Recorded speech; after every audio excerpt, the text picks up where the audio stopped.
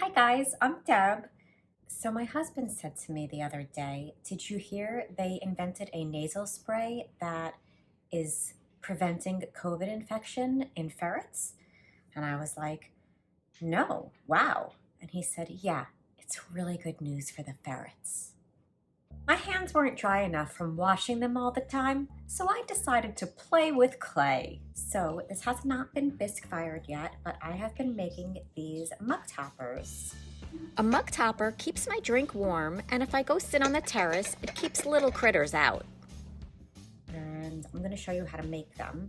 But I've been putting these little edges so that when you put it on your cup, it won't just slide off. I made smaller ones too for like a smaller rimmed mug. And this little one is so precious. Based on the novel Push by Sapphire. But then I watched my amazing teacher, Jessica Putnam Phillips of Clayshare. She made mug toppers and she did it like this on the inside. So this will fit inside the mug. You don't have to put those edges on, and I really think I like her way better. I'm gonna give a link to her site where you could just learn amazing clay things. If you paid for a clay class somewhere, it could be like $400 or $500. And for the entire year, it's I think $99 or $10 a month. And I am not getting any money from her, even though it sounds like I am a walking advertisement for her. I just really love her and I've learned so much from her and I think it's worth it. I'm gonna show you how I make my mug toppers. This is a cookie cutter. This guy I made myself and that's very easy. I will show you how I do that as well. Let's get started. I had this cat head I had drawn to make a toy for our kitty. There was catnip in it. She loved it. I use the same shape for so many things.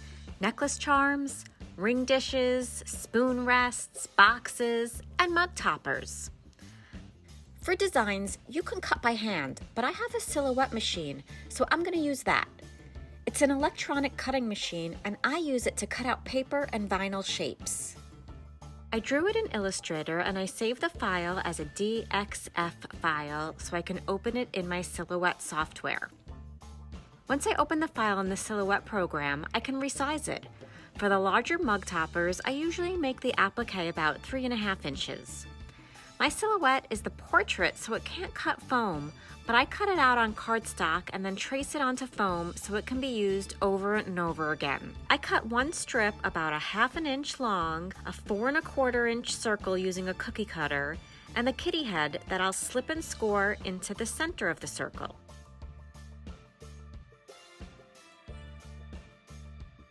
Then I cut the strip into 2 pieces about 3 inches long, and I'll slip and score that also onto either side of the circle at opposite ends, flush to the side with the applique. I smooth all the joins and cover it in plastic to dry.